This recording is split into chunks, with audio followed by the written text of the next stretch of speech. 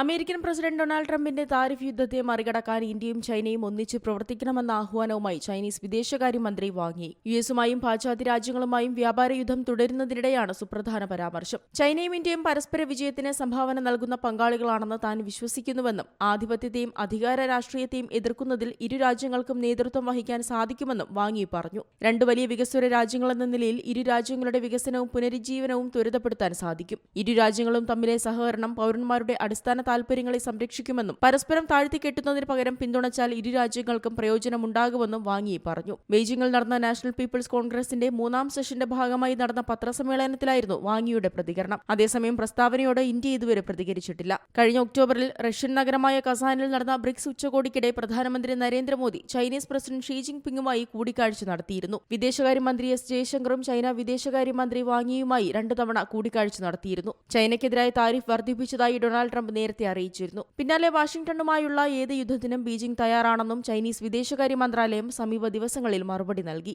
US ആഗ്രഹിക്കുന്നത് യുദ്ധമാണെങ്കിൽ അതൊരു tariff യുദ്ധമായാലും ഒരു വ്യാപാര യുദ്ധമായാലും അല്ലെങ്കിൽ മറ്റേതെങ്കിലും തരത്തിലുള്ള യുദ്ധമായാലും അവസാനം വരെ പോരാടാനും ഞങ്ങൾ തയ്യാറാണെന്നായിരുന്നു ചൈനയുടെ മറുപടി. International desk Zee Malayalam news. ഏറ്റവും പുതിയ വാർത്തകളും വിശേഷങ്ങളും വിരൽ തുമ്പിലറിയാൻ സീ മലയാളം ന്യൂസ് എല്ലാ ഡിജിറ്റൽ പ്ലാറ്റ്ഫോമുകളിലും ലഭ്യം.